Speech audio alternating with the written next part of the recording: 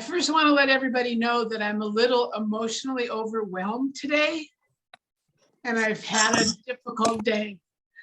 So what I'm going to do is I'm going to clean up some stuff from the previous two talks that people have questioned me about that I think is important to get recorded. But also I kept saying when I was talking about Pat's house and bringing the wine making equipment from England, and we made wine out of the umla berry. There was a story in that I just spaced out. I went off the rails on. So I'm going to tell you that because it's pretty funny. Mehera loved that story and had me tell it to her all the time. So bear with me because when I tell the story about the flying saucer, I have it written down, and I may have to refer to my notes because, see, like right now, I'm losing my whole train of thought. My mind isn't working so good tonight, so just bear with me. We'll get through this, but anyway, that's all I wanted to say. I'm not trying to make an excuse, but from the talk last week when I was talking about how Pat Sumner and I were living at Pop's house just outside of the trust on the road to Meherazad, and you know that Muslim saint's samadhi, that tomb that's on the left-hand side of the road as you go to Meherazad. There's this a little lane that goes down to where Pop's bungalow was. And Pop's house was called Pop's house because Goher's family moved there. Baba put him there after the earthquake in Quetta in the mid-30s that destroyed his sweet shop. So after the family left and was no more, Baba stayed there when Meherazad was being built with the women, and he would come and go. But excuse me, after they left, excuse me, Baba, Rustom and Goher's father, moved back into the house. And because he was always referred to as Pop, or Rusi Pop, they ended up calling it the old ice house, which was this old bungalow in the cantonment military area of Nugget. So it was called Pop's house. And it was like a big 40-foot by 20, 25-foot, just open room with a long kitchen that went down, and then the toilet and the bathing area was off in the far corner. And there was a veranda off the front and a veranda off the back. Excuse me. So Pat had brought these tubes and these corks and all this stuff, and we went into the bazaar and had them fit into some earthen jugs that they made in the bazaar. And we crushed up all these umla berries to use them to make the wine as the base for the wine. And so it was fermenting for several weeks, and all of a sudden it was just bubbling so much, and Pat got concerned, that it was just bubbling too much. So she says, we should smell it to make sure it's fermenting properly. So she takes the cork off, and we put our nose down over the top of the jug, took a deep breath in. Oh my God. We got so ripped on just the fumes that we started laughing. Now, mind you, the ceiling of Pop's house was a series of bamboo beams, and on the inside was this thick burlap that was secured to the ceiling. So you ended up having a ceiling with all these squares and, what is it when it's longer on one side? Rectangles. But when I moved there, I noticed that I kept saying to Heather and Lindsay, who were there originally, how come it's sagging down in these squares? It's like heavy in the middle and sagging down. And they said, well, it's because the rats' nests are so heavy. So that's what was sitting on all this burlap. And I kept thinking, oh my God, what if something breaks through? And they say, oh no, that doesn't break through. And what we do is every now and then we have somebody clean out all the rat's nests and then it's gone. But there was one particular rat that we named George after King George of England. And I don't know why we thought that should be his name, but it was pretty funny to us anyway. So like all rooms in India, there's always a long pole in the corners that has a knob at the top. And that knob, you use it like if a snake gets in, especially a cobra, you want to snap, kill the snake or stun it and then pick it up with the other end and toss it outside. Or if the snake person, there was always not snake charmers, but snake collectors who would come, get snakes when people would call for help. But anyway, this rat, we had these poles that was about 20 feet tall, and it was behind we had a little refrigerator, and it was behind the refrigerator, and it would reach up to the corner of the ceiling. And by God, that George the rat had gnawed a hole in the corner that was about that big. And we'd sit at night because we could see his feet going across the ceiling. And we knew it was George because he was going to that corner. And sure enough, his tail would come down and his tail would wiggle around, would touch the pole. And he'd say, oh, good, the pole is there. So then his back two legs would reach down, wrap around the pole. And then you'd see him just inch so gingerly down. And then you'd see the top of his shoulders and the other, and his two hands holding to the pole. And he'd just shimmy down this pole and off he'd scurry.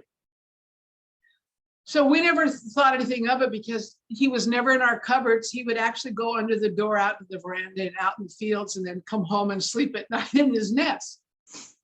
So this time when we had breathed in the gas or whatever it is when you're fermenting for wine. So we're starting to not hallucinate, but it was pretty close. And we kept saying, oh my God, we can't drink this. This is like hooch or something, not hooch. What is it? It's like what if you were to smoke like hashish. It was that strong, but it was not hallucinogenic, but things were moving and it was all weird. So Pat and I came out of the kitchen to sit down on our chairs at the dining table. And Pat was on this side of the table, I was on this side of the table, and we both looked up because we heard George. So Pat said, let's move the pole and see if he freaks out when he can't find it. Now, mind you, we're not cruel people that want to hurt an animal, but somehow we thought this was funny and we wanted to watch George's reaction. So sure enough, she takes the pole and leans it up against the wall and his tail comes down and it starts wiggling around and it goes back up. And we knew it, and so we had this running narration. Oh, he's thinking, wait a minute. For years now, I put my tail down, I feel the pole, I drop my 2 feet, cling on with my upper feet, boom, I shimmy down. So the tail's up, tail comes down again. He's trying to figure out where's that pole. The tail goes up again. And so Pat and I had this narration where, okay, now he's thinking, wait a minute. Maybe my tail's lost sensitivity. That pole's got to be there. It's been there every night.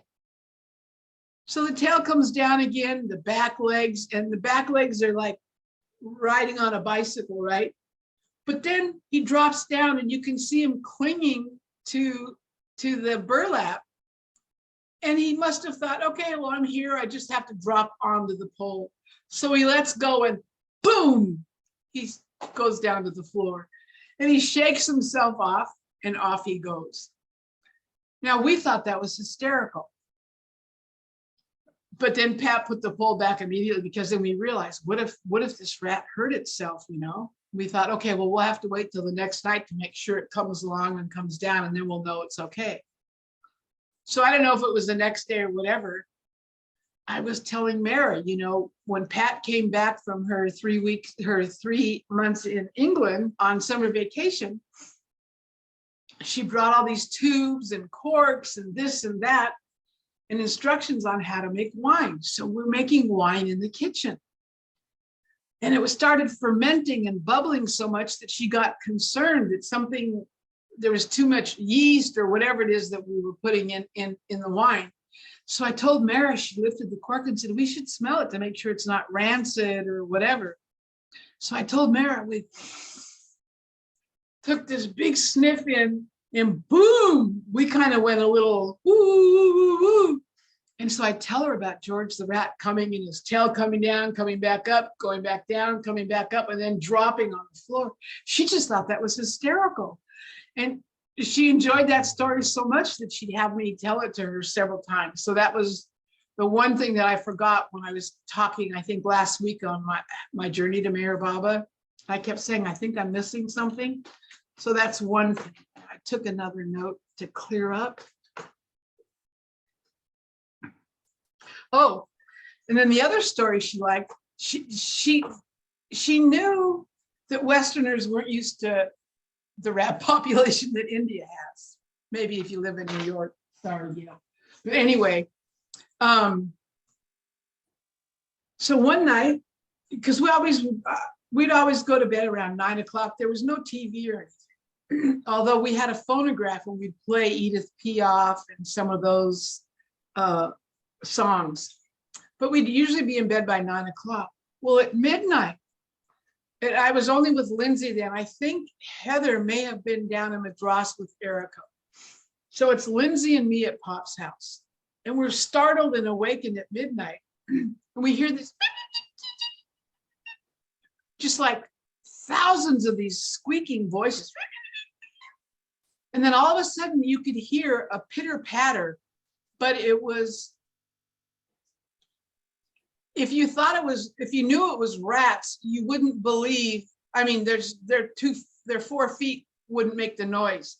So there had to be thousands of them. So we get up to the window at the end of the dining table and we're looking out where the noise is coming from. And it's coming from the north. If you look out our window, Seclusion Hill and Meherazad was to the left, straight ahead was north. So we look out the window and there was this massive gray, like really dark. It must have been a full moon because we could see this huge mass moving and the dust that it left behind it. And what it was I don't know what you call it, pack of rats, whatever, but there must have been thousands of rats and they were moving in unison. And after them came like these gypsies that would travel around and they would do like piecemeal work or work on the roads. They were tribes and they were nomads. But what they would do is they knew how to go around the fields and place themselves very sequentially and strategically on the edge of the field, but come on 3 sides of the field because they wanted the one side open. And they'd walk into the field and bang things and do this and that, and it would collect all the rats in the middle and they'd leave down this area. And then they'd follow them, some of them on horses, some of them running. I mean, they could run forever. And they had all these cages with them and they'd trap these rats. And then they would either eat them or sell them. And when the tribe had tons of cages filled with these rats in their caravans, in their, what is it? Like if you have carts, in their carts, they would be hanging off the side of horses. Oh, people like other tribes, if they'd see them or when they'd walk through town, people knew that, oh, that was a wealthy tribe because they had hundreds and hundreds of rats, either to sell because they would sell them to people who would eat them.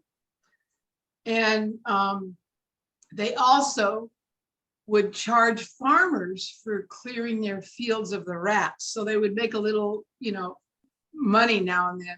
But anyway, Mehera loved that story too. And she said, rarely do you see that because it's usually way, way out where there's you know, on the outside of villages. It's not on the edge of town. But they must have followed these rats from the fields off in the distance. So that was another story that I wanted to tell you. Then, oh, I've been getting some questions about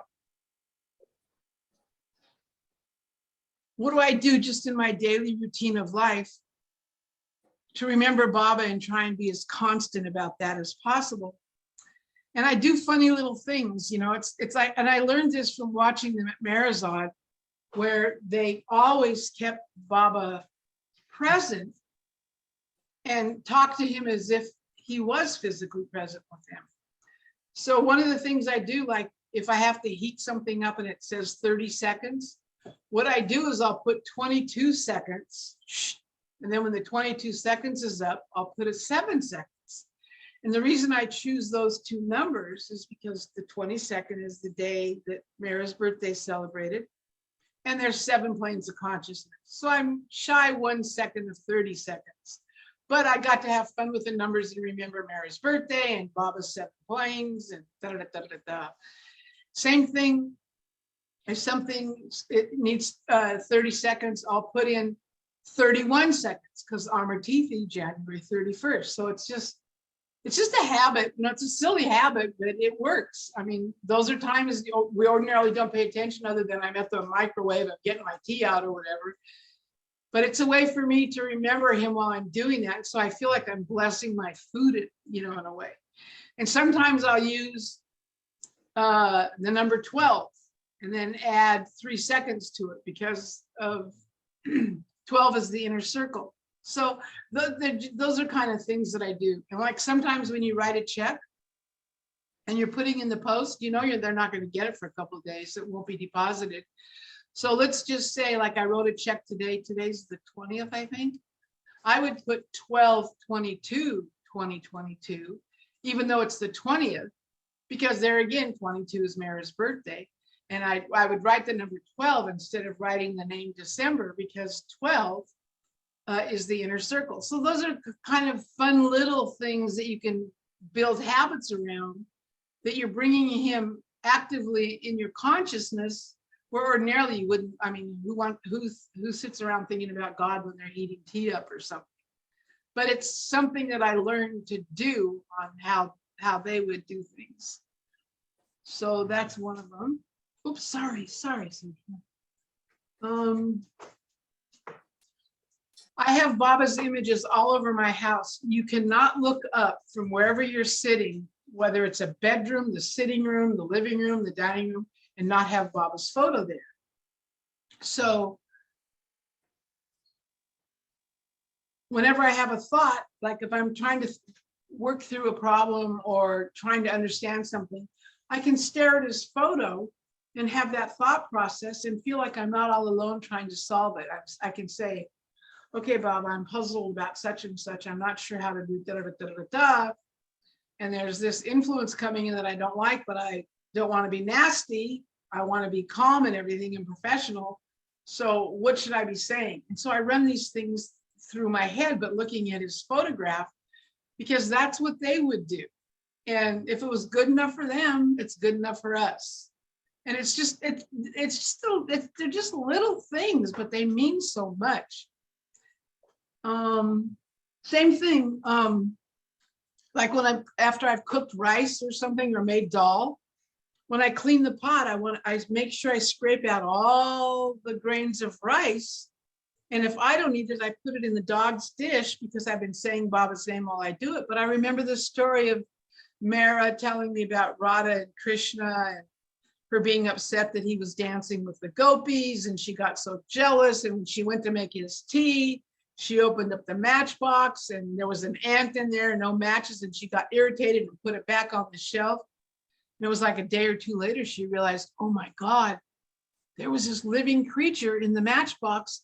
And I was so caught up in my jealousy that I didn't pay attention that the poor ant didn't have anything to eat. So she quickly grabbed the matchbox and what did she grab, Paula? The matchbox. Yeah, the matchbox. Yeah. When she opened it, there was the ant still alive, And on her kumkum, when she did arti that morning, she put a little grain of rice. And as she was closing it in disgust, because there was no matches in it, that rice fell in the matchbox. And immediately said, oh my God, Krishna, I was so careless, but only the Almighty would have taken care of a little lone ant that got trapped in the matchbox. So it's those kind of things when you hear stories, and you don't need to hear stories from me. They're in books. Other people have tons of stories. So when you're doing something, try and think of a story that it kicks in with your memory. Anyway, that's what I do. Writing checks. Oh, and we all know that money can be very corrupting and really challenge your integrity and your honesty and your value system. And in real estate, it's pretty cutthroat. So whenever I would write a contract or get an agreement worked through, I still have it, I don't wear it now, but I have a nice thick band that's got Egyptian hieroglyphics on it. And the hieroglyphics say, my beloved God. And I always wore it on my right hand because when I would write contracts, I'd see that ring and I knew Bob expected me to be absolutely, totally honest and to never think of money before client needs or satisfaction or that kind of stuff. So I'm aware of how tempting those things are. So I protect myself as best as I can from my mind getting a little goofy on me, which it does quite frequently. So, oh, and even when I'm writing, I catch myself, I'm singing, Meher beloved, Meher Baba, or any song that repeats his name, you know, I just go on and then all of us, you know how songs catch in your head and it goes on automatically, like on autoplay, and you don't even know it. All of a sudden you realize, you look up and you go, oh, I'm still humming that song. So that's another way of just repeating his name. So, and it helped break me from saying that F word all the time. So that the word Baba would come out. Then, oh, here's my favorite. Mehera loved when we had the ability and the opportunity to share his name with someone who would ordinarily not hear it if we didn't say anything to him. So she always would say, the best thing to do is to tell a story that they'll remember the story, and then you say Baba's name in. So she said, this gets their interest. Or if you're talking with somebody and it prompts you to think of, oh, Baba gave that lesson. Yeah, that's right. Or Baba explained about animal suffering or whatever. I'm going to share that and I'm going to say, Meher Baba told, and that way they hear Baba's name. And then when the dog da-da-da-da, Baba said such and such. And he also said animals weren't meant to suffer, that you need to relieve them of their suffering because they don't have the capacity to rationalize or work through those samskaras. So their suffering and agony is meaningless spiritually because it doesn't create anything that helps them move forward. So relieve them. That's the kindest thing you can do. Like I had a vet at my house today. My hallway's right there, and it's maybe 20 feet out to the back patio where the driveway comes down the hillside. And there's a big Tory gate there. And then I put gates up so the dogs don't get out. She got halfway down the hall and she says, oh my, she says, your house has such a light atmosphere. And I'm thinking, oh my God, this is like one of the worst days of my life. And she thinks the atmosphere is light. Well, that's good because that's what I tried to give my dog today. So then she walked in and she started looking around and she said, oh, she said, this house has been blessed, hasn't it? I said, yes, it has. And I said, many of Meher Baba's disciples, that's Meher Baba. He's God come again. He was Jesus, da, da, da. And then I just drop it. I don't go on. She didn't say anything, right? So then while she was helping me with Persia Rose, I started, first they give an injection. And so I started telling her how Baba talked about animals weren't meant to suffer, and that to relieve them with time. And I explained what Baba said about all this, and she just was fascinated. And then I told her how Goher was Baba's doctor, so I got to say Baba's name again, and how at the dispensary after hours, if somebody had a sick what goes bad? Sheep. Not a lamb, goat. Oh.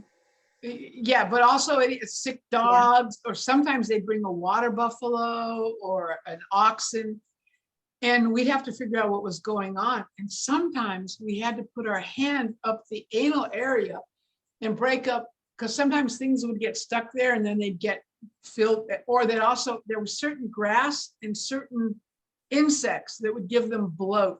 And you had to go there and open up the intestine to release all the gas.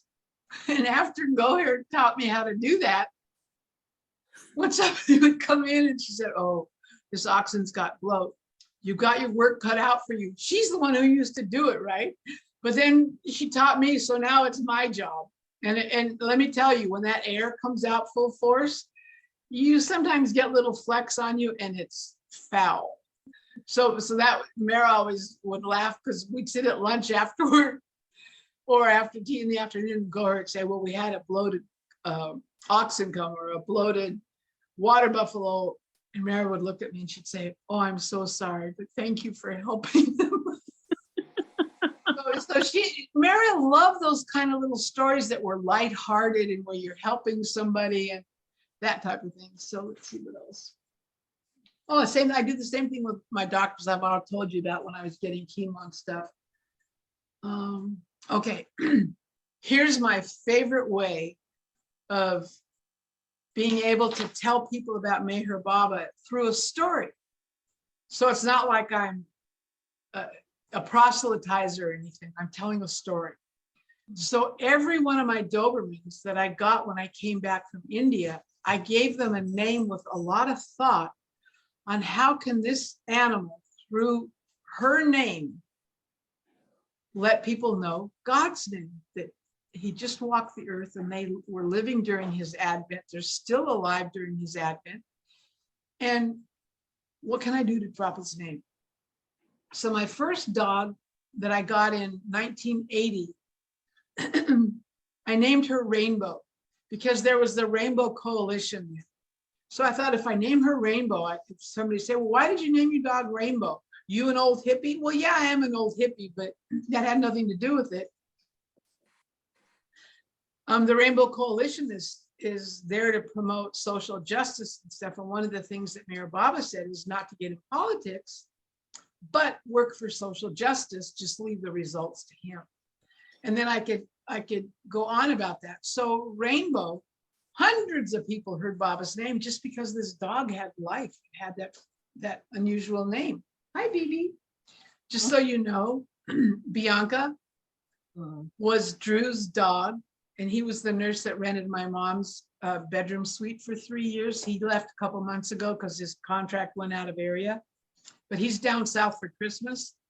And how Baba set this whole day up perfectly, because about 5 days ago, he called and he said, gave me the reason why he couldn't fly her, because of the connections, and had to get third parties to meet the dog and take it to another airline. And he said there was just too many opportunities for screw ups. So he asked me if I would take care of Bianca, because he felt comfortable, because she had lived here for over half her life. And immediately I said yes, because I knew Persia was going to be gone in a few days, because I was watching her arm and everything. So thank goodness she was here, because she was a big helpmate for Sojourner, and they actually played in the yard afterward, and then came in and both crapped out, slept. So Vesta, I think there are some people here who don't know the Persia. I think you should let people know that happened today. I had to put Persia Rose down today. She had osteosarcoma, which is a bone cancer in her right leg. And she couldn't bear her weight yesterday, and I knew that was it. And by Baba's grace, she never whined or winced, or showed any obvious pain. Doesn't mean she didn't have it. I knew she was uncomfortable, but I gave her around the clock pain meds the last 3 months just to be proactive. So I watched her struggle, but I didn't have to watch her suffer. So that's what happened today. So that's why I'm a little, I don't want to say unbalanced, but raw and feeling very vulnerable. Then my next dog's name was Rabia, and this irritated Monty when I wrote this letter to Mehera, because I got a letter from Monty saying, "What's wrong with you? Rabia was a great saint and this and that, and how could you name your dog Rabia?" So I answer Monty, "Well, I always loved Mehera. I always would bring Mehera in because Mehera protected me from everybody's anger or upset with me." So I get all this chastisement from Monty, and I write her back and I say, "You know, this is Mehera's favorite story about Rabia and this and that." And I said, "So the reason I gave her that name is because I can say, you know what? What was I saying? Where was I? About Rabia and Rabia. The reason I named her that is because when people say, what an unusual name, I've never heard that name. And I can say, well, 700 years ago, she was a Muslim mystic saint and she was born into a wealthy family. She didn't want to get married. She just wanted to worship God. And she ended up in a house of ill repute. And these men would come on camel caravans for hundreds and hundreds of miles for her favor for a night, and they'd bring bags of gold. She was the most sought after woman of the night. And so when these men would pay this bounty to go spend the night with Rabia, thinking they were going to have a great sexual experience, when the doors to her chambers were open, she was sitting on her bed radiant, and this light was illuminating from her. And they were, because they were so open and ready for excitement, boom, it just knocked them right between the eyes. And they were in a state. And in the morning when they stumbled out of her room, they're like, everybody's saying, oh, she gave him a great night. They go back to their village, and now they're benevolent leaders of the village. Now they're paying their people better. They're not expecting so much in taxes, that kind of stuff. It changed their whole way they live their life. And this was Mehera's favorite story. And I know you don't know Mehera, but she was God's divine beloved, like Mary was to Jesus. And so Meher Baba explained that Rabia was also Babazoom, who gave Meher Baba his divine kiss and opened him up to the reality of his status. So they got all of that just because of Rabia's name, but they would hear Baba's name throughout the whole thing, Mehera's name and this and that type of thing. So that was the other thing. Then my next dog I named Puna, and I would tell people, well, Puna, I've never heard that name before. Well, yeah, that's where Meher Baba was born, blah, blah, blah. So I'd go on about that. And then Persia Rose. And people would say, that's an unusual name, Persia Rose. And I'd say, well, you know, the Persians were great masters and wordsmiths. They were always consulted for peace treaties because they chose words so carefully so as not to insult anybody. And when they'd write these treaties to end wars and clashes between rival tribes, you never knew who the winner was and who the loser was because their words were chosen so perfectly. And they never meant to humiliate or put anybody down. They just wanted to resolve the problem and let harmony prevail. And I said, and one of the things that the Persians gave the world was Hafiz. And I go on about this. And I said, and Hafiz was Meher Baba's favorite poet. And then I'd go say it. So we'd go in with Adi, who was Baba's secretary, and at night he'd read from Hafiz. And so I would tell a story, and they were enamored with the story, but they'd hear Baba's name without me sounding like I'm trying to say, you got to love Jesus or you're going to go to hell. I mean, it was simple, it was joyous, it was loving, and it was lighthearted and fun. And then Sojourner, I got her in 2020, and Black Lives Matter was big then. And I thought, okay, Black Lives Matter.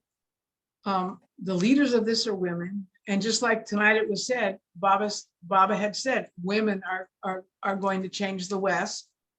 I thought, okay, Black women, Black Lives Matter, social justice.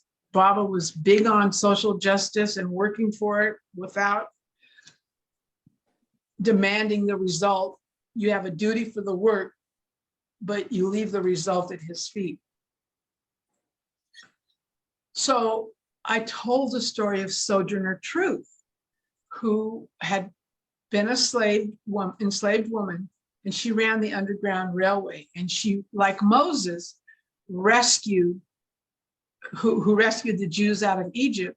She rescued the slaves out of enslavement and helped bring them north. So I'd say, so Sojourner's name is Sojourner, Moses, in honor of Moses in the Bible, but the code name for Sojourner was also Moses because they saw her as the Moses for them. And mind you, the slaves were really inculcated with Christianity and faith, although the slave owners who used oftentimes Black men to go preach to the Black slaves would tell them what stories to tell that would keep them, this is your destiny, you're bound to be a slave.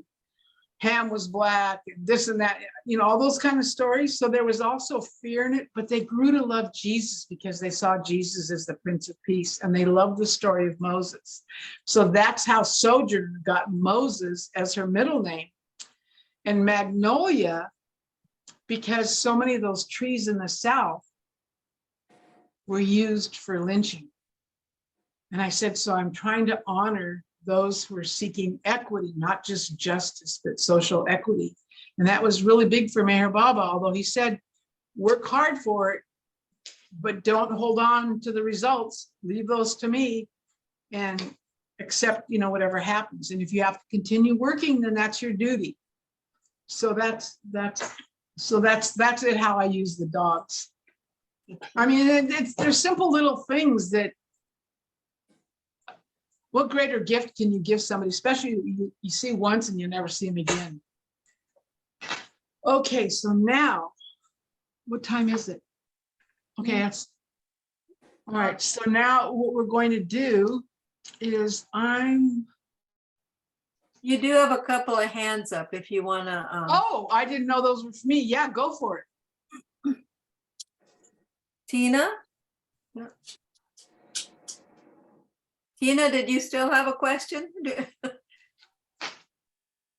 Tina? I don't think she's there. How about Peter?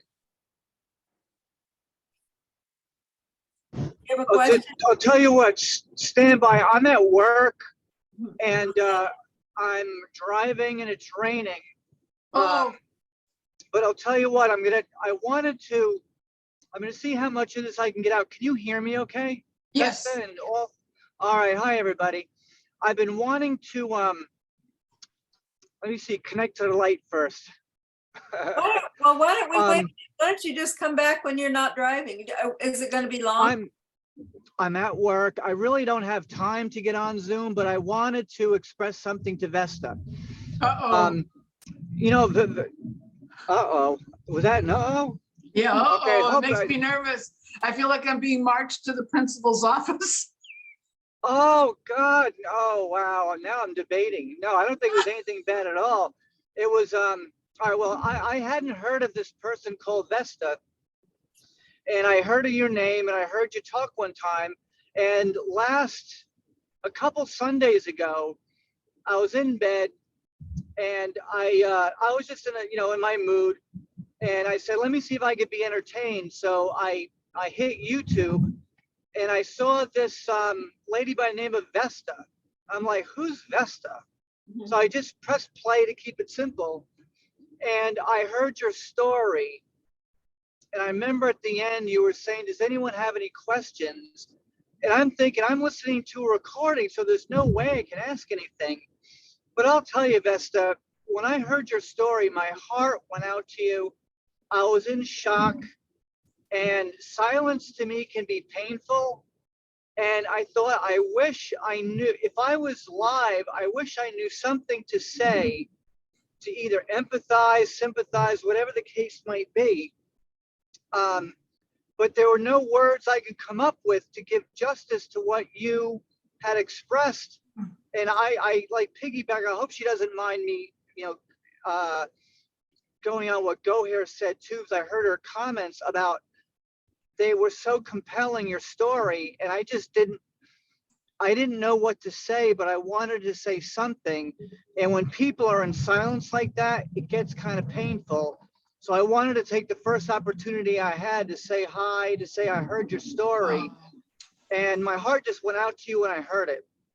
And Was I it don't the know what story else on how I came to Baba, or was it, do you know what story it was? it was about you going through your cancer and how you had Oh. been like maybe 24 to 48 hours with nobody on the floor, something like that. Oh, that one. That- When I had the experience of what I thought Baba coming in my room, and then Saint Theresa and Gustadji, Ashiana and all that. That's the story. Yeah, that was right. cool. Yeah. Right, and that was going to be one question I asked when you described Baba and Arnavaz Dadachanji, maybe one of my favorite Mandali members. I wish I would have Yeah. met her at some point, or I think so. I heard recordings of her. She was so sweet, and she had like a rhythm to how she said something that was really cute. But yeah, you said that you were in a room with them, and I'm like, was Vesta really? She sounded, the way you tell stories was just fantastic. The descriptors, and you remind me the way you move your hands. There was a, well, I don't know if it's really important, but you just seem like such a wonderful storyteller. And the way you described how Baba gave gestures was so natural. And I was wondering if you were really in the, if you were really in the room with them, because what you said sounds so natural.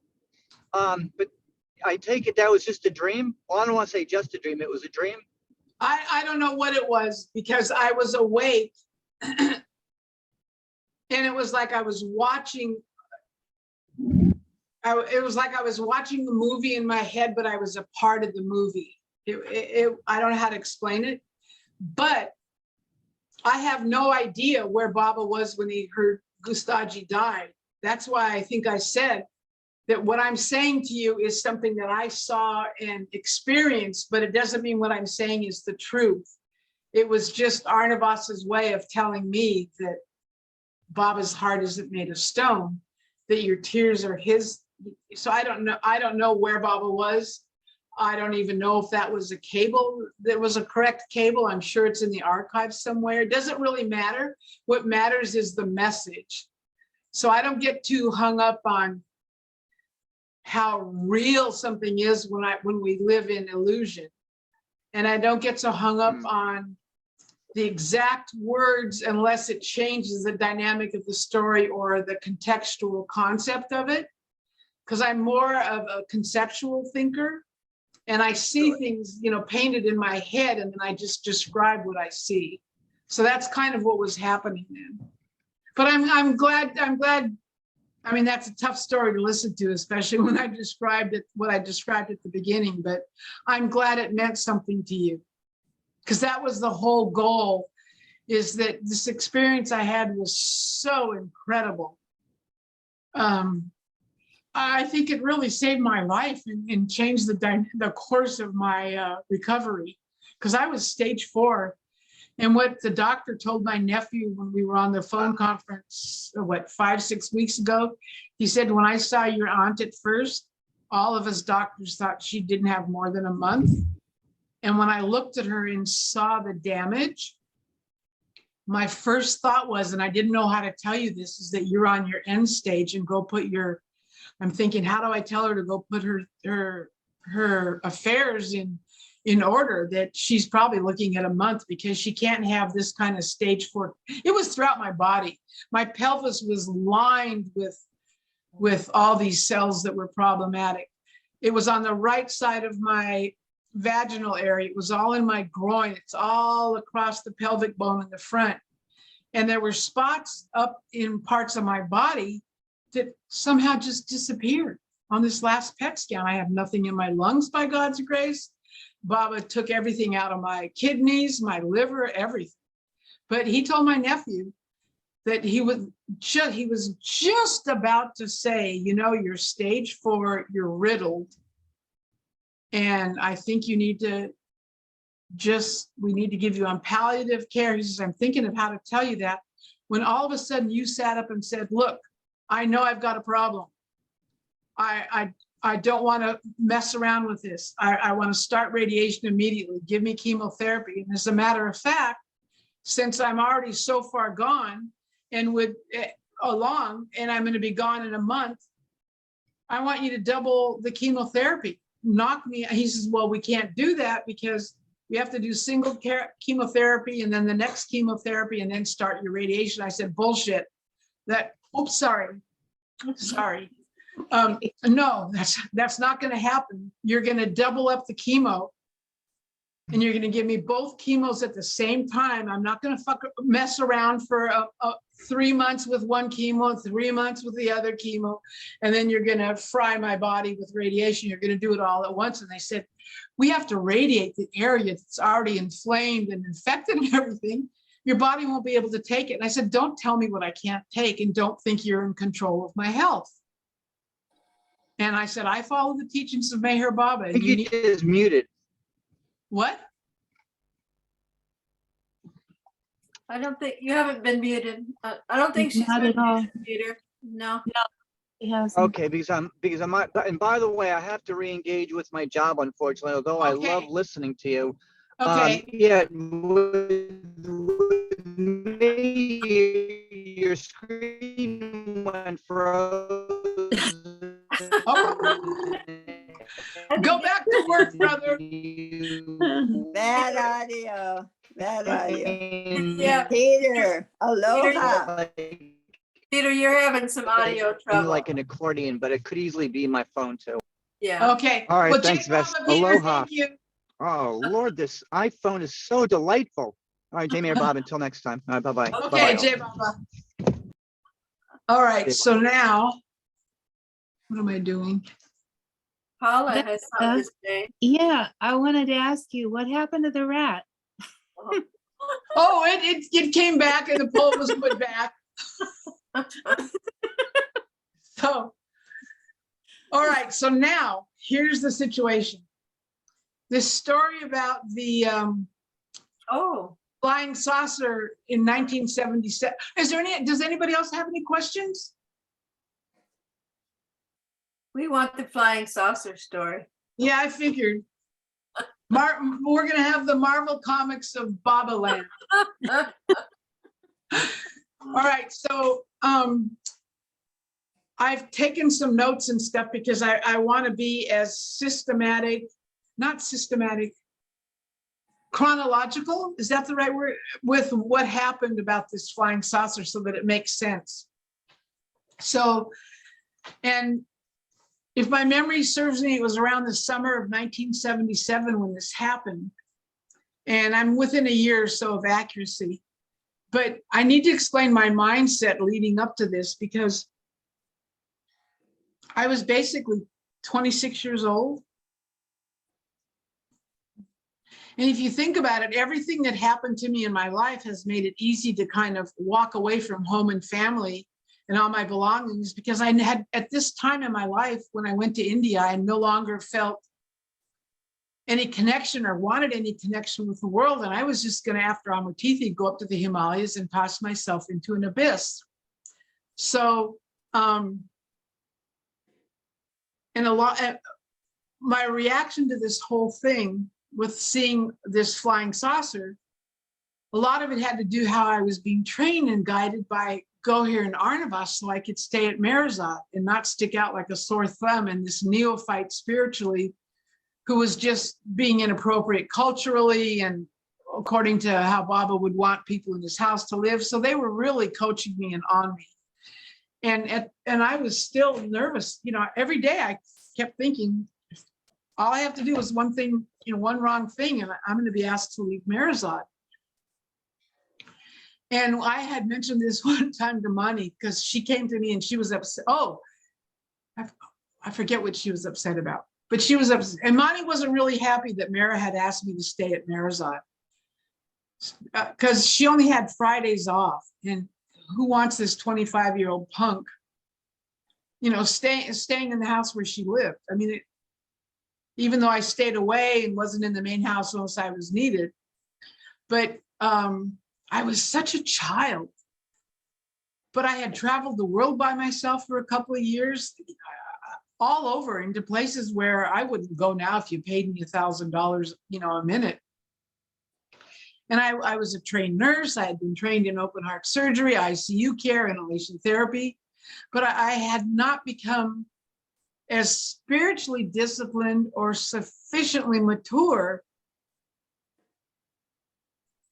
until after I was there for about a year and a half. And I literally believed I would die if I was separated from Meherazad. And if I couldn't spend my time as much as possible with Goher and Arnavaz. So I was bound and determined, out of fear of being rejected and tossed out, to take absolutely everything Goher and Arnavaz were willing to pour into me.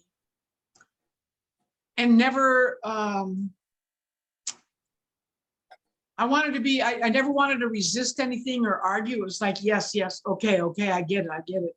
And I wanted to learn to be as measured and balanced as possible in response to day-to-day events that were unusual for me. But I didn't want to go, oh, really, that happened? I just didn't want to be like a curiosity walking or living in the household. I just wanted to be normal and natural and no different than, although I was feeling things inwardly different, I could behave outwardly in an acceptable manner, which my mom always would tell me, I wish you'd do that now that you're back from India. But anyway, but how I was so focused on being a good girl probably played a big part in how I reacted to what we saw and looked up in the summer sky that night. So it was extremely hot, and coping with that kind of heat in India is an art form. And the general routine on the women's side in the main house after dinner was really simple. We'd wait till the temperature dropped and the end of the day had been finalized, and then we'd prepare for the next day's work. But right after dinner, what I would do before going over to the dispensary to check on everything or see if there was a list on one of the clipboards that I had to take care of for the dispensary or the household for shopping, one of the things I did was I would prepare Mehera's bed for her to sleep. And it was a very particular step-by-step process. And as you know, mosquito nets have poles that go up from the two bottom corners of the bed where the feet are and the two at the top of the head. And then there's metal that goes around those four poles, and the net unfolds down and gets tucked into the bed.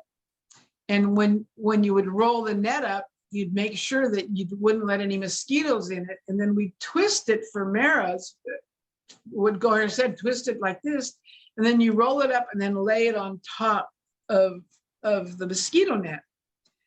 Then I would take her covers down, and in summer there wasn't that many covers, but these mattresses in India would capture the heat of the day. And so Goher would take me outside with a cup of water, and she'd have me practice throwing water out with a very light hand that didn't give huge droplets, because you wanted to kind of make a sprinkle or a spray with the water on the mattress, because if you put too much water on, it would leave a soaked space on the mattress. And you know how it is when you're laying on something wet, it makes your skin itch and stuff. So you didn't want to put too much water on and create a bigger problem than the heat in the mattress. But if you did it properly, when the water hit, it would release the heat out of the mattress. And when you went to bed, your mattress was cool. Then I would tuck her mosquito net, and there had to be an exact way of doing that. And the reason this was critical is because when Mehera was asleep, you didn't want her arm or her face up against the mosquito net. So when I'd bring the mosquito net down, I'd start at the top of the head and I'd look to make sure there were no mosquitoes inside the net. And I'd tuck it around tightly and keep the fold that goes over straight down.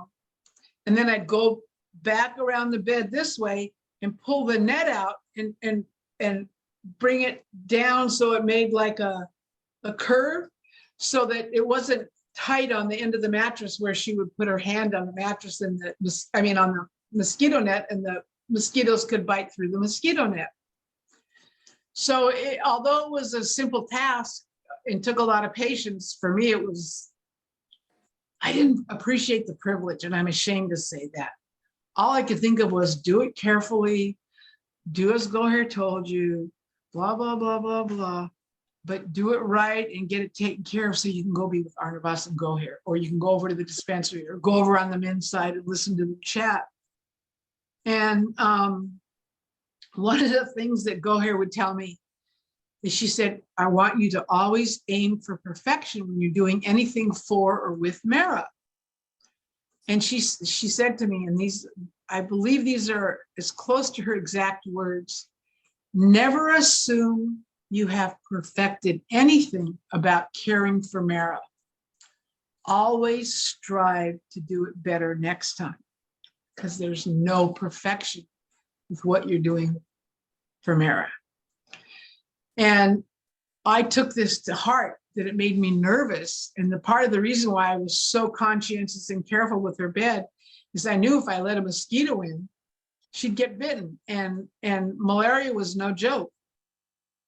So I kind of felt it was a burden that I didn't want, a privilege that I didn't appreciate. And shamefully, what's the word? It didn't resonate with me at the time. But in a way, that's good, because if I had had my head in the clouds with Mehera and understanding exactly who she was and what privilege I had, I would have been a totally different person around her, instead of normal and natural and lighthearted and telling jokes and stuff.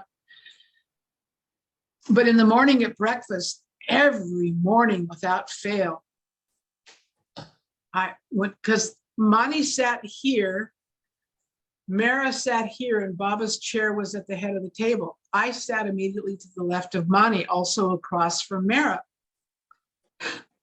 And I remember I would always look at her arms. Oh, I was so grateful. Thank you, Baba. There's no mosquito bites. I mean, that's how nervous I was about it, because in my head, I thought, if I couldn't do such a simple job like that, what good am I to have around in Meherazad? So that was kind of my mindset and where I was when this flying saucer thing happened.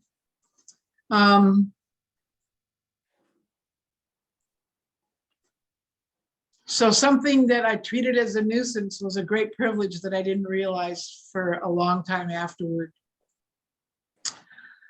The other thing that that was a real strict rule is you didn't argue with Mehera. You'd listen to her, and if she was a little off on something, or her understanding wasn't quite clear, but she was making a statement as if she believed it, you had to be very careful how you corrected her, because she would take it as a criticism, or do you think I'm stupid because I wasn't really educated, I wasn't a good student. So they were so conscientious about her feelings for everything. And Goher and Arnavaz would always tell me, never, ever make Mehera regret inviting you into the household on such an intimate basis. And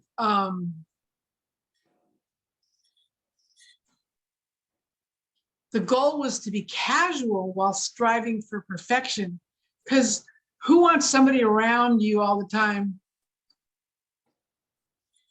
letting you think you're special, and then they're walking on eggshells, and you can't be normal and natural. If just you understand what I'm saying, I don't need to go on.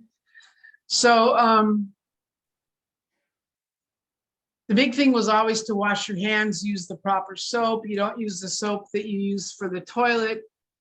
to wash your hands and then come into the dining room, you use the dining room soap. Or there's just the hand soap. When you've been doing something and need to wash your hands, you use that soap to get the dirt and stuff off your hands. And then you use the other bar of soap to clean off the dirty soap that made your hands clean. I mean, there was a setup and you had to be very careful.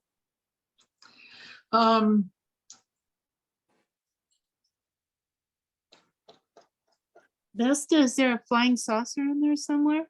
Yeah, I'm coming to it. I'm trying to let you know where I was mentally and emotionally when this happened. So on that hot summer night, after being in the dispensary, I went to sit on the men's side because we'd always have limbu pani or a lassi or something. And at this time, Mani, Rano, Goher, and Arnavaz were there. And Eruch was there. All of Bao had come out from his room because he would sit in there and translate all the diaries writing Lord Mehera. But while we were sitting on the benches, their email system was clipboards and they had names on the top that you had to check off that you read it. So they were doing all that kind of stuff.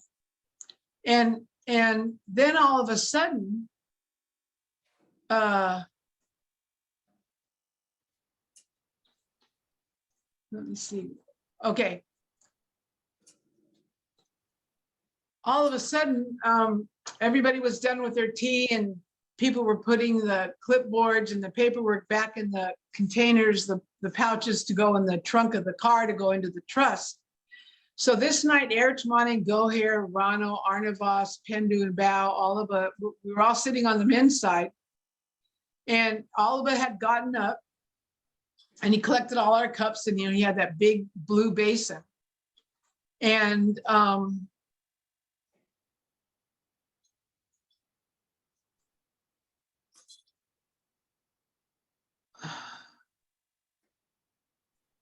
let's see.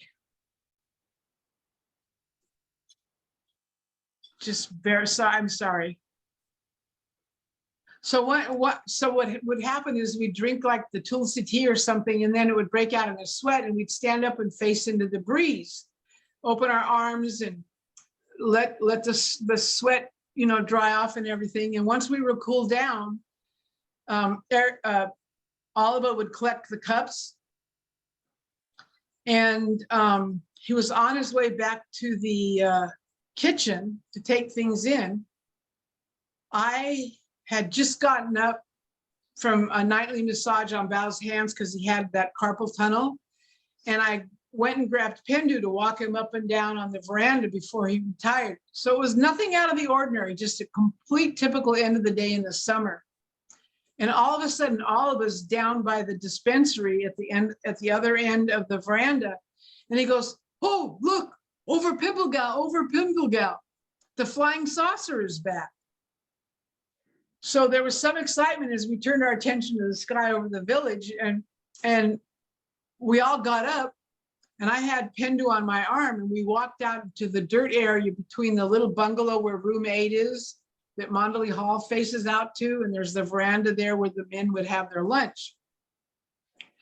So I walked over with Pendu in my arm, and we stood and gazed up at this flying saucer, and it was silently hovering over Pimplegal.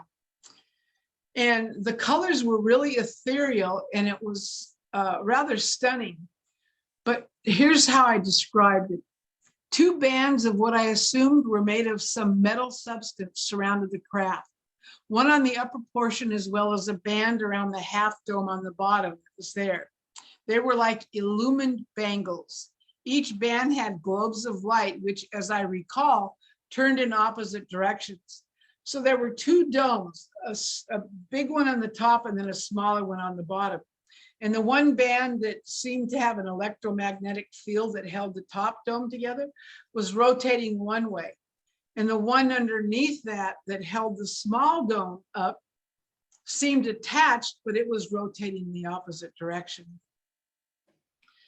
I'm going to describe it. They were like each band had globes of light, which, as I recall, turned in opposite directions. The lights embedded in the ring-like band reminded me of how the windows of an airplane looked when the light was shining outward if you were looking into the plane from a distance. It's complete conjecture on my part, but my impression is the ring was connected to the craft by some kind of energy field on the top part. It didn't seem to be, there seemed to be a space between it. That's my memory, but that kind of stuff doesn't really matter.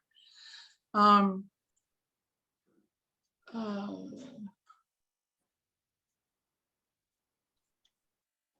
then as I looked at the floating object, it was obviously preternatural, and it was not a helicopter. It wasn't a plane. It was completely silent. It made no noise.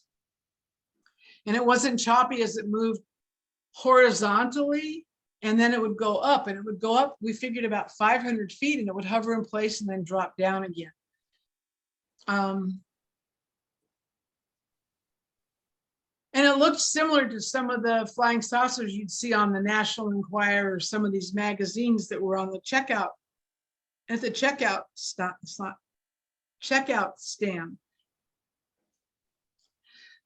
One of the things that, if you've seen Baryshnikov dance before, like in Swan Lake or the Nutcracker, you can sense what it is to look at an object defying gravity and moving through space with kind of an unmatched elegance and quietly, as if you could fly and you didn't need wings to fly. It was just incredible. So as we stood quietly out in the dirt, Baba's name was quietly repeated. It was almost as if it was under our breath, but there was a softness in the entreaty which was grounding and reassuring, because it was a pretty incredible sight. And we stood like this for several minutes just looking at it, and nothing was happening. And then all of a sudden, Eruch broke the silence, and he turns to Oliver and he says, "Oliver, is that the same saucer that's come here before?" And Oliver thought it was. But then Bao said to Oliver, "Go put the kettle on, and maybe they will come for tea and have them sit tea with us." So everybody kind of broke into a chuckle from that. But then the Mandali began to speak about what aliens were and other planets. And I'm going to read this from what I wrote.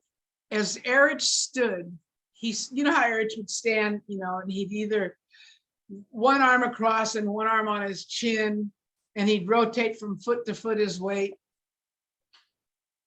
That's it. So he stood and swayed from one foot to the other, left arm across his chest. He cradled his right elbow in his left hand, while his right hand caressed his chin. Keenly observant, he stood, keeping his eyes on the hovering saucer. I looked over at Goher and could see her legs and feet were paining her by the way she was standing. So I asked Bao to take Pendu's arm while I ran to get Goher's bicycle so she could sit on the seat and watch. Mani, Rano, and Arnavaz were huddled together, while Eruch, Pendu, and Bao formed a line. I stood next to Goher, who was seated on her bicycle between the men and the women. It was a mesmerizing experience for me, and to some degree for all of us, because after Bao's remarks about making some tea and inviting them for a cup, there was a discussion about this being the same saucer as seen before. And as I remember, a flying saucer was spotted in the area a few other times over the years that passed after that. And someone told me when I was talking to them about this story, oh, they heard that so-and-so was there. And it might have been Michael Ramsden, was that his name, the doctor that lived out there? He might have been at Meherazad when, it might have been him, but I don't know. But so I know that there have been other Westerners who have seen the same phenomenon, but I have a recollection, from being told that the saucer also appeared while Baba was living at Meherazad. But that's a vague memories, and I don't know if it's written anywhere. So I hesitated to mention it, but I do in some cases in case somebody else heard this. But I can clearly remember all the Mandalis saying they believed it was drawn to the area because of Baba, because they believed it was pulled by the divine energy and nature of God. And they even remarked that his presence was still strong because the avatar had lived in Meherazad for so long. And now Mehera was at Meherazad. And I have an impression, but I can't swear by it, that Baba had said that they're attracted because I'm here, and they'll be attracted, you know, when Mehera's there. But I could easily be merging stories or whatever together, but it doesn't matter. It was at this night, while looking up at the saucer for the first time, I heard that Baba had mentioned that there are planets that actually are inhabited with life forms similar, that look similar to human beings. And Eruch, Mani, and Bao explained that Baba told them that some planets held beings that were highly intelligent and possessed brilliant minds, but they didn't know God or desire his presence or his love because they didn't have the sanskars or the desires for that, because God was nothing, love was nothing to them. They were complete and total mental. And because they have no heart, as Mani explained, they couldn't even be pushed to search for God. And I think they told me that these beings did not believe in a God because they didn't experience love like humans do, and did not have a need to search for love or satisfy this longing, because for them, it was something that didn't exist. And then Eruch and Mani said that it is the heart that calls out for the beloved. And without a heart, that craving for union was non-existent. And because of this, there could be no desire for realization or union. And Arnavaz said they were unable to even experience the burning fire of desire for God's presence, because those impressions or sanskaric ties are absent.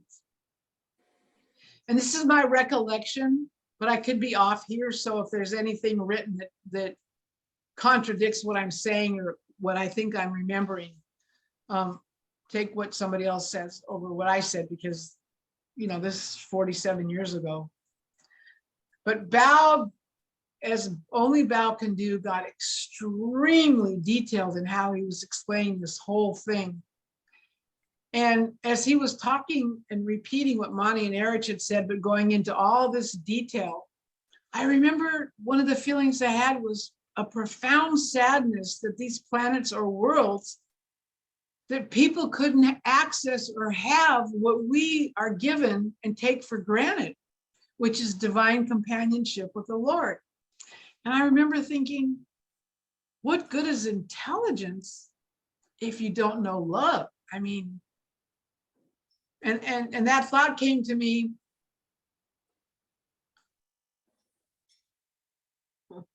Because I can't imagine being smart, but not smart enough to know God. That was my thought, but that was just because I was so immature. And it was later that I understood how those beings did play a part in the whole realm of the universes, and they would come, you know, down onto the planet and do something and then leave again. I have a couple of questions. Okay. Is that all right to ask now? Yeah, because let me pull up and get back so I know where I was. Okay, go ahead. Number one, what was the diameter of the spaceship? If you, And the diameter is from side to side? yes, right. Just an estimate. Did it fill the It reservoir? was like maybe 75 to 100 feet. Pretty much the size of the reservoir then, or close? Oh, no, the reservoir is massive. This was like a football field, but not as big as a football field, but you know, if you took in the circumference and the domes and stuff, yeah, it was maybe about 100 feet or so, and probably 50 feet from top to bottom. So it was a good size. I mean, 100 feet is big. How long did it stay? We were there for 10 minutes or so, maybe 20 minutes, because I remember when I went back that I realized when I was recalling this story that this took place between 8:30 and 9 o'clock, because once it hit 9 o'clock, Goher and I were really, I had to get back to the house. So by the time Goher and I left for the main house, I think maybe 20 or 25 minutes had passed from the time Oliva blurted out to the time we walked out into the area. But I don't remember, I wasn't there when it left, so I can't tell you how it left or when it left, because Goher and I were leaving. But Mani, Rano, and Arnavaz also headed back to the bungalow where they stayed. And they returned by the way of the old dispensary through the green gates. And Goher and I returned to Mehera's garden by way of the New Life caravan, so that it didn't look like we were a group that were socializing. It looked like Goher and I were coming from doing work, so that Mehera never felt left out or we were socializing or something like that, or doing something that she couldn't do. And on our way back, Goher told me not to say anything to Mehera about the flying saucer until Mani and Arnavaz had talked, because they were very conscientious and careful about what was said in front of Mehera, but not just what was said, but how it was said. So she wouldn't feel left out or feel like, oh, so you're over there looking at flying saucers? I thought you were doing work, you know, that kind of, you just didn't want to put any of those thoughts in her head. You wanted her to just have a gentle, quiet life. And so what Mani and Arnavaz did is they were trying to figure out exactly the best way to include Mehera in an outside event and give her just enough detail that she wouldn't like say, oh, what happened, what was said, Mani never mentioned any discussion. What she did is said that the flying saucer had come back, and it seems to be the one that has been there before, and she described a little bit how it worked, and she said, I'll tell you more tomorrow at breakfast because it's late right now. So Mehera accepted that. And we had gotten direction from Mani that Mani would start the story at breakfast and tell how all of us saw it, what it looked like, but she wouldn't say anything about the conversation. She just talked about the flying saucer, because they figured Mehera had also been told what Bao and Mani and Eruch had told me, you know, when we were looking up at the ship. And they figured that would be a way for her to tell me what Baba had told her about life on other forms, that you couldn't live on a planet that was mental or intelligence and even know God or even have an inclination to love him or find him. So there was nothing talked about none of the conversations were talked about. And so allowing Mehera to say, oh, you know what Baba said, this, that, it would kind of bring her into the experience and make her feel like she was a part of it, and in telling me things in an explanation that somebody else hadn't already said. So I just sat and listened to her, oh, really, really? And Arnavaz had already told me during the night how to respond to questions. Don't let her know that we already discussed this, that you knew this. And I realized that this was another example of the exquisite care that they had for Mehera, and the care and consideration they gave to never hurt her feelings or make her feel left out or unimportant. So here Mani tells a story, you know how Mani would tell stories and everything, and then Mehera gets to impart what Baba had said. Oh, and then as I left the veranda to go down to the bungalow, Mehera was pretty funny, because she said, you know, you're lucky they didn't kidnap you, because we'd have had a big ransom to pay, and where would we have gotten the money? So everybody laughed, but those were the kind of little jokes and quips that Mehera would make. I'm almost done. Okay, I'm going to read this from the article. When I got down to the room to sleep, Meheru was sitting on Naj's bed. I sat on Arnavaz's bed. Arnavaz was telling them both in detail about the saucer and how it hovered effortlessly, moved vertically and horizontally with ease and grace. And both Naja and Meheru were intrigued, paying close attention to what Arnavaz was saying. I think it was Nadja who lamented she did not go over to the men's side that night, because she would go about every other night to go sit with Pendu, and they talk about their childhood and stories about Baba, which I always loved listening to. But they were so sweet and respectful of each other. And it was such a delight to kind of witness their time together. And even though Meru didn't have a habit of going to the men's side unless she was coming over for a program and was at Mehera's side, they also included her because she didn't have the freedom to just come and go between the men and women's side. So they talked to her, you know, in great detail and what the conversation was, and then she would kind of chime in. Goher came down in the middle of the conversation and that's when she told us about Mani was going to tell Mehera at breakfast, but I was not to mention any conversation that was had, to just let Mehera explain. So after morning arti, as we sat for breakfast, Mehera remained for a few extra minutes in Baba's room. And then she would come to the table, we'd pour tea, we would take a corrupt chapati or a warm one and had fruit to eat, especially during the summertime.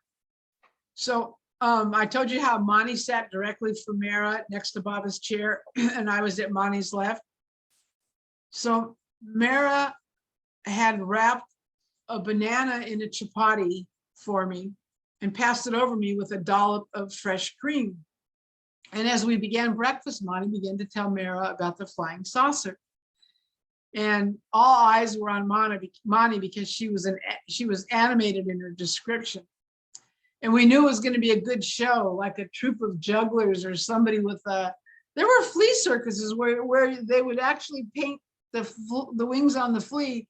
And we felt like we were going to be entertained like that, like somebody brought a flea circus and put it on top of the table, and it was fascinating. So Mani always sat with her right foot on the chair, and she would rest her arm on her knee. And so this would allow her to easily use her hands when she would tell a story. So she was able to make an impression or a gesture that showed Mehera what it looked like and the rings around it, that type of thing. And she knew how to hold Mehera's attention. That's what was so wonderful. And then when she was done, Mehera sat quietly for a minute, and then she started saying how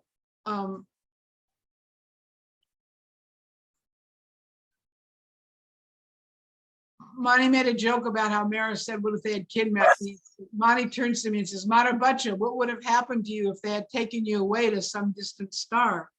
And this kind of tease brought about a little bit of chuckles and laughter and some more teasing. And then Mehera, who's always pleased that I had the capacity to behave fearlessly, would joke with me that I was an Irani man in my last life. And she asked me if I was afraid when I saw the flying saucer. And I said, no, I wasn't afraid, but that's because I was in Meherazad and all of everybody was around. I said, but maybe if it was a different place and a different time, I would have been like, whoa, what is that?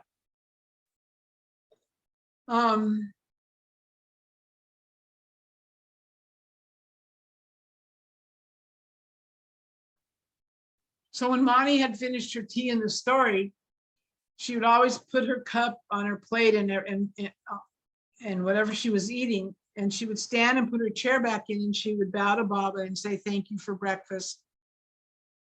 And then clasp her hands, unfold them, and bow to him and throw a kiss, and then grab her plates, go wash it, and then go off and do her work.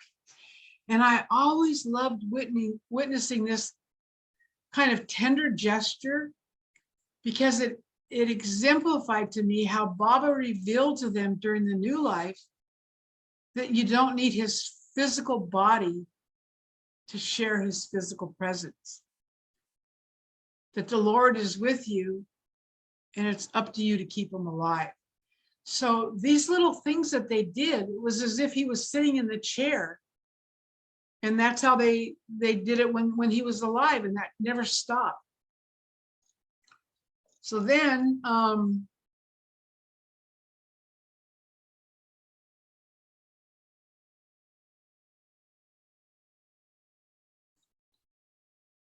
Mehera began to tell me that Baba had told her that there was life on other planets. And she explained that Baba said that on some of these planets, life was pure intelligence, just like I had been told. But they could not know God because they had no need to. She said these people had little heart or no heart at all.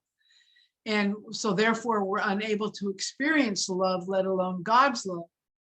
And she always, she repeated several times that how sad it was for her to think of these people not able to experience love or to know that Baba is God. And she kept saying, I'm so glad that I took birth on earth during Baba's advent as the avatar. And then she would look up at the image of Baba on the wall and thank him for his love and allowing her to love him. Whereas he always would say that she's closer than my breath, and without her, I couldn't live. And yet she's thanking him for allowing her to love him.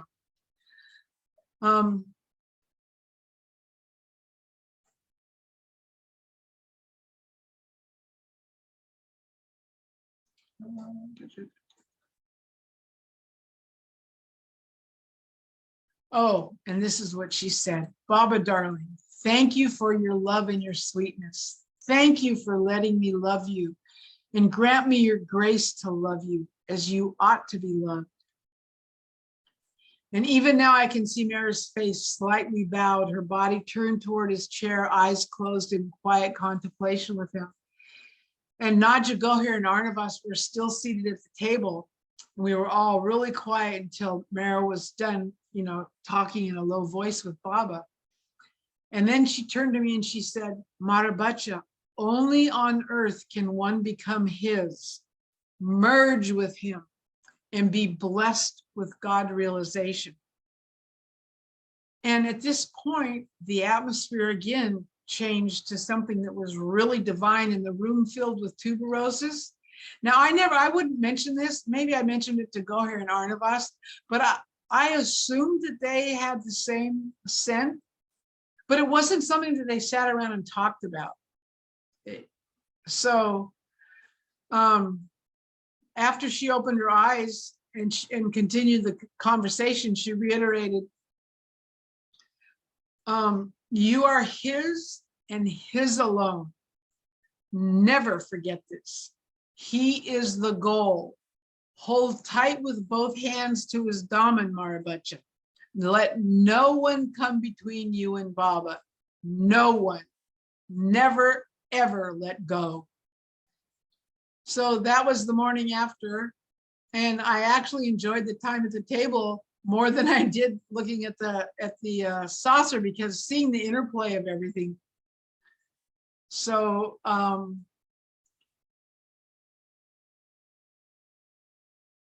and she was so happy to tell me. She was like, she was telling me something that she thought, oh, she's going to find this interesting. Oh, Baba said this, Baba said that. And then after, when breakfast was winding down, she says, see, Baba, even these creatures can't resist the pull of your love. Let them take birth next time on earth so they can find you and love you. Beloved, darling Baba, bring them to you next time. And I thought that was such a sweet entreaty to Baba, that don't let these people not know your love. So what if they know everything and are so intelligent? What good is that? Tell us what Marabacha means. Oh, it means my child, my daughter.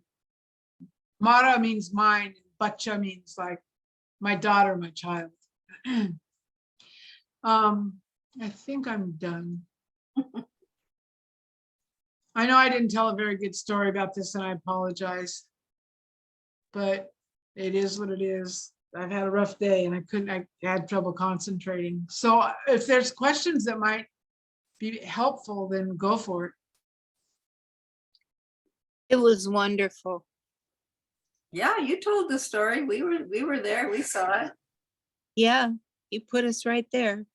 Prakash has put a link to I guess it's an article about flying saucers. That And- Baba said? No, maybe you No, can explain. I believe, I read it very quickly, but I believe Ivy Juice was asking Baba about flying saucers when they visited the Museum of Natural History. And then Baba says that they do not come from other planets or something like that. So They do or do not. do not. There he's, and let me just quickly read what it says. Maybe that would be better.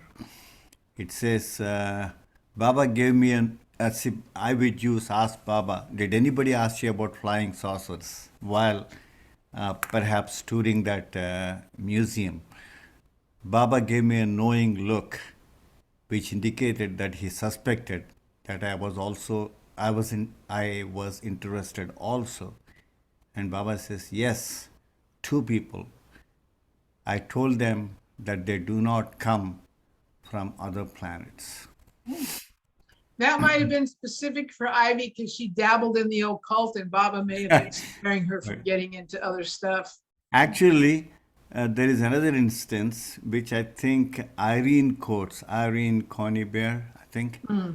I don't know if she is referring to the same thing that Ivy Juice was asking. So here it says, at Pimpalgaon, there was an opportunity to ask questions, for Baba was at leisure without visitors. So now was my chance. Baba, I said boldly, where do the flying saucers come from? Baba's face relaxed into a broad smile. I would not answer that question for anybody, but to you only. And he further goes, they do not come from another planet. Wow. And That's then, interesting. and it continues, Irene says, the rest of the answer, I feel, should not be given out at present. So Baba further went on, I suppose. The rest of the answer, I feel, should not be given out at present. But as books are being published to prove that the saucers come from Venus, etc., this part of the explanation can be given. I don't understand the last part of the thing, but you guys can read it yourselves. But that's what I just found out. Jai Baba. Well, that's confusing. But what do we know? Does it matter? Maybe they come from inner space. That's a good retort. Who said that? Jeff. Who? Jeff. Oh, Jeff. Yeah. Do you know any? There, from what I understand, there was a couple of Westerners who also saw. Have you heard who that was? Because we never talked about it afterward. It didn't mean anything to me. It didn't help me love God more or serve Him. It was kind of a distraction, and I wasn't just going to stand there and look up at the sky at something that was meaningless to me. So, and I remember thinking, after it happened, that this was a story that Oliver would have been able to embellish and have a good time telling people, you know. But he never, as far as I know, he never told anybody. But it wasn't, we didn't talk about it afterward. But they did say that Baba said this, Baba told them that there were planets that were only intelligence and they had no ability to love, they had no heart, they had no sanskaras to that. So I guess if you want to look at it symbolically, you know, what did the spaceship represent that we saw? Is it the human being? Is it, if you get too involved in your head, you miss out on love unless you're balanced. I don't know. You know, because God speaks in his own language. Yeah, beautiful. Thanks. That's a beautiful, lovely stories, Vesta. Thank God I'm here to listen to all these wonderful stories. I think we can't help but be interested, but yeah, it's kind of like a show, maybe, or like a sideshow or a circus, or it's not, I don't know. Well, what's interesting is like maybe a year or so later, we were sitting around talking about something. And something got brought up about, oh, remember when the saucer came, or they weren't talking about that time, but they were saying, oh yeah, it's like the time the saucer came when Baba was in the body, blah, blah, blah.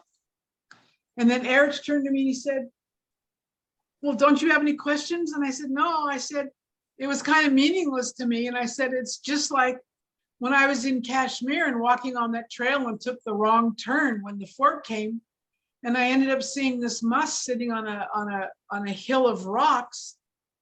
And he had a little loincloth on, and when he saw me, he lifted his head and looked at me. And then he took his hands and he moved his fingers like this, and he moved his arms off his body, and then he pushed his arms back to his body. I believe he did the same thing with his legs, but my memory's a little shot. I can't recall right now perfectly. But then he sat up his head again and looked at me, and then he laid his head down and he rolled his head back off his body. And I thought, oh, okay, this is some dude that's got some powers, and I can't be enticed by it because Baba said always be careful about it. But then when he rolled his head back to his body and sat up, he grabbed a stone that was about that big, and it looked like sandstone, and he bit into it. And he kept biting on it, and then he held it out to me. And I went, oh my God, I don't want to not take it.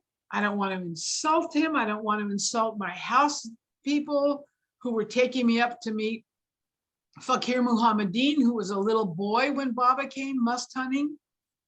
You know, and he was there when Baba and his Fakir that he took over for, he helped Baba find musk up in Kashmir, and the houseboat walla took me to see the tomb of Jesus, and he took me to the cemetery where he said Chanji had been been buried. So I was confused, and so I thought, okay, Baba wouldn't want me to be rude, but that doesn't mean I have to accept it and keep this. So I took it, and he was Muslim. So I said my salam, and then we walked out along the path again, and I told the houseboat walla to wait, that I wanted to go around the corner and pray. And what I did was I took this hot rock that was in my hand, and I tossed it over the abyss and shouted Baba's name and said the prayers, because I didn't know what he put in it, and I wasn't going to take it home with me, and I wasn't going to bring it to Baba's house. I don't need that attachment. And if I was only, what, 25 or 26. So I said to Eruch and the Mandali when we were on the men's side, I said, it's just like when I saw that ghost once, it didn't mean a rat's ass to me. Big deal, he could move his head, da-da-da-da, da-da-da-da. And Eruch turns to me and he said, what did you just tell us? And I said, da-da-da-da-da-da, da-da-da-da-da. And he said, oh my God. I saw a ghost musk once down by, I think he said a riverbank. And when I came back and I said, oh, Baba, I saw one of your musks and he was doing this and doing that. And Baba says, and you didn't lose your mind? You saw that and you didn't lose your mind? People see these kind of things and they lose their mind because they can't believe what they're seeing. And he said, and you saw all this, and he gave you a stone, and then you throw it in the abyss and say prayers and say, Baba, if I took anything, take it out of me, you know? And he said, how come you didn't tell us that? And he said, you were in Kashmir 2 years ago. And I said, well, I didn't think to say anything of it because I wanted it to be meaningless to me. And it didn't help me love God more. It didn't help me serve more. It didn't answer any questions. It was just an experience. And I just didn't want to be beholden to that. So he said, my God, he said, but you know what? That probably explains a lot about you. And he made how Baba would say, the crack in his head. What are you, crazy? You crack? You crazy? So anyway, that was Eruch's response. Oh my God. He said, I saw it. He said, I know what I felt. And then you're just so nonchalant about it. You're nonchalant about seeing a flying saucer. And I'm feeling really puffed out.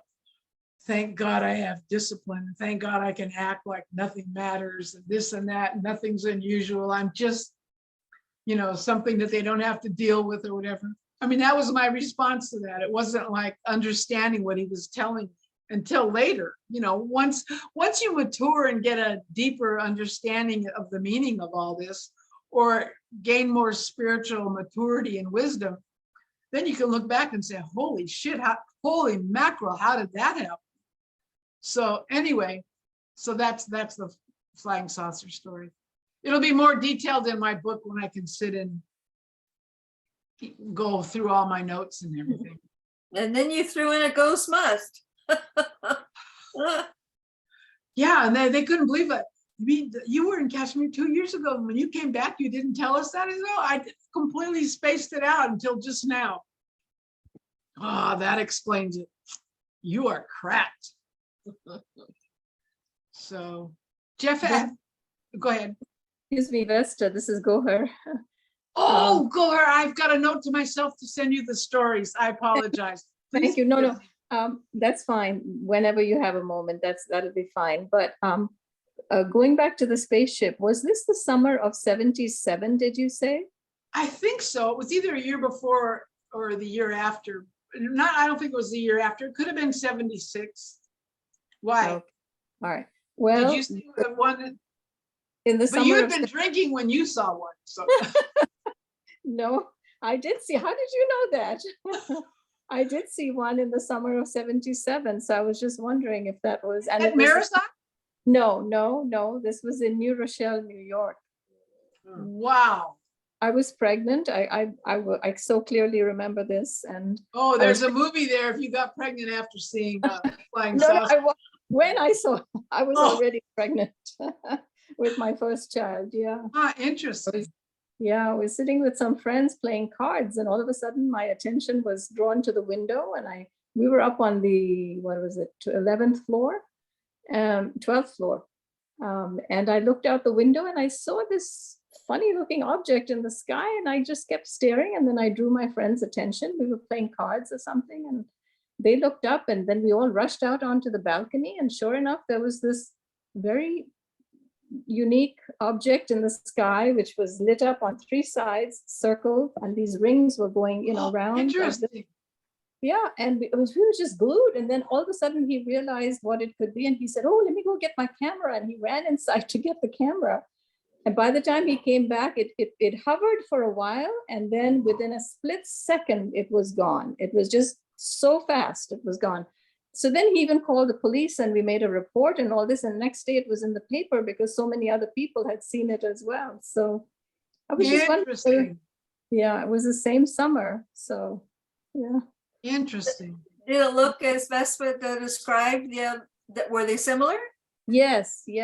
What others saw, yes. Yeah. That's fascinating. I think it was like July or August, must be. I know definitely I was pregnant. I have a sketch of what I made when I was able to recall what it looked like.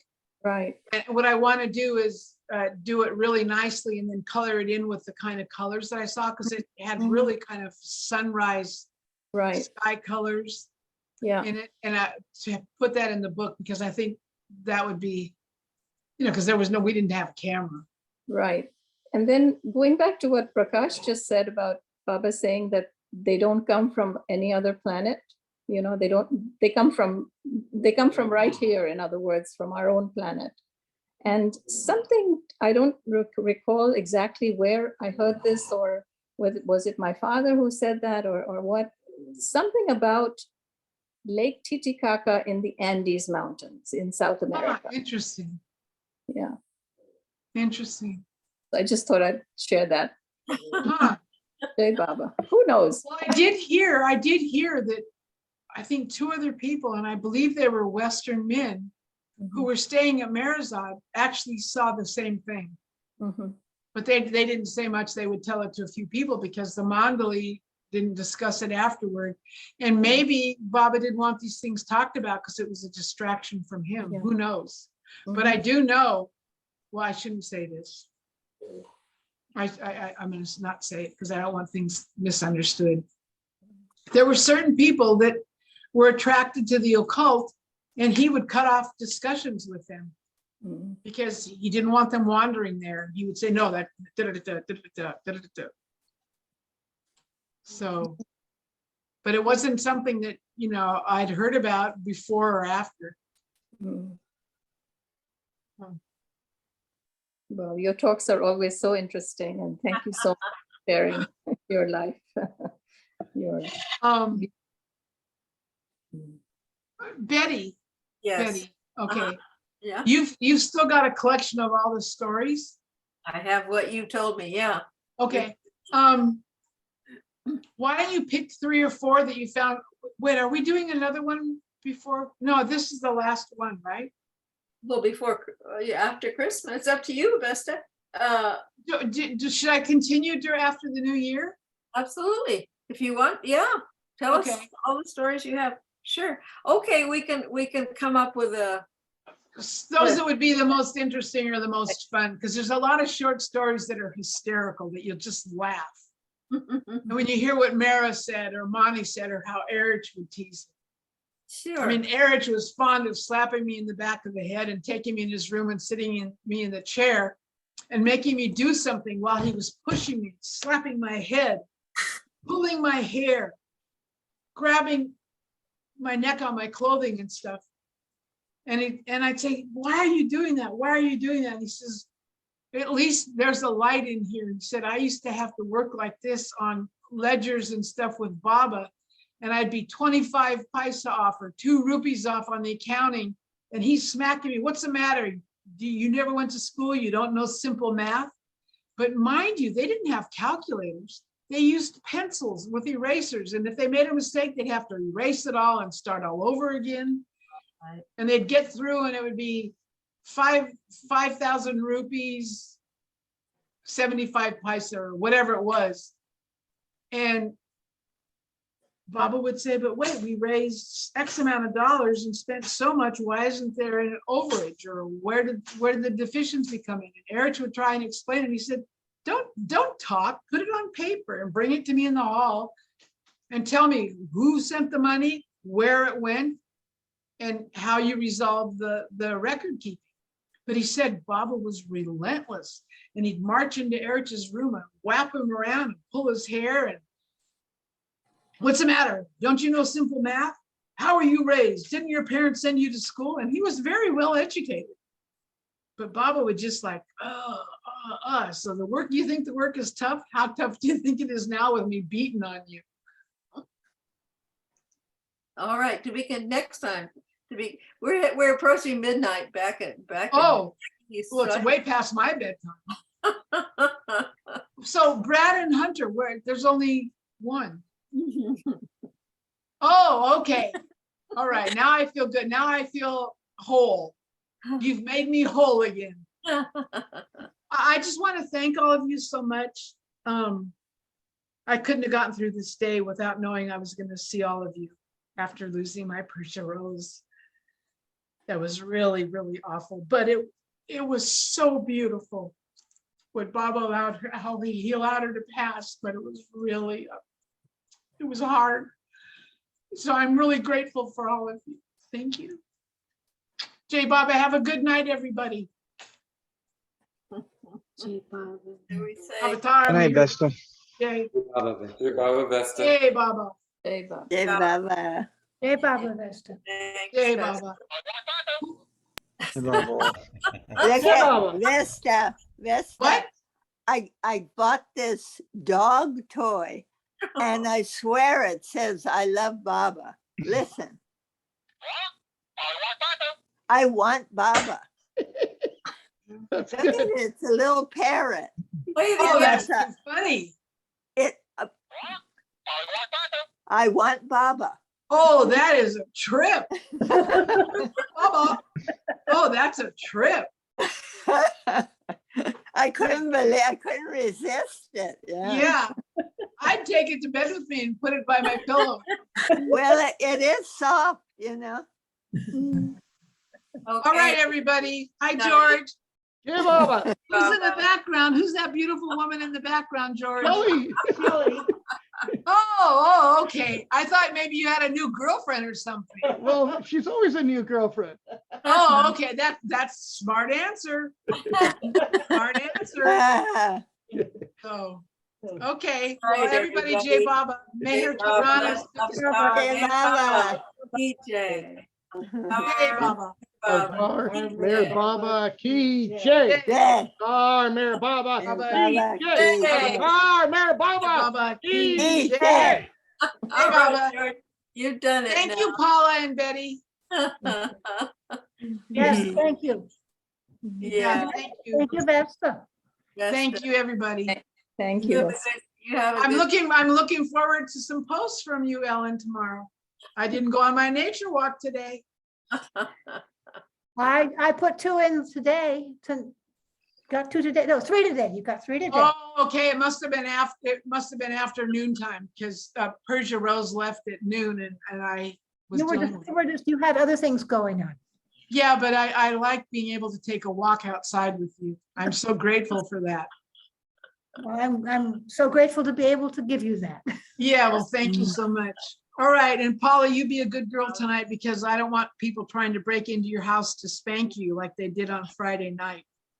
Yeah, Do we you don't, all know that somebody tried to break in her house? Had an intruder. Yeah, but yeah. Does everybody keep their car fob by their bedside? The what? One of the things we used to tell women who had been assaulted, who they felt the perpetrator or the perpetrator often knew where they lived, was to keep your car fob that has the alarm on it next to your pillow or on your nightstand. So if you hear an intruder, you hit it and your car will go off. That's one good way of protection if you don't have an alarm system. So the panic button, they call it, the red. Yeah.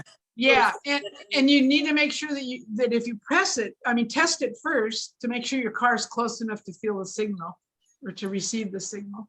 But it's a good protection and it's simple and you already paid for it, so use it. Yeah. the other thing the sheriff told me was I have a lot of lights that I leave on all night now. You know, I have outdoor lights and stuff and the neighbors have cameras, but he said, leave lights on because bad guys don't like light. Yep, Yeah. you gotta So teach Gus. Fob. Yeah. Did he tell you, he told you the key fob? Yeah, Oh, okay, good. To the panic button. Yeah. Yeah, yeah. okay, And good. then All right, folks. Jay Baba, Jai Baba. All right. Good night. bye-bye. You sleep well, Vesta. Bye, Vesta. Okay, we're going. Good night. Good night. that Yeah, Baba. Okay, Baba. Merry Christmas.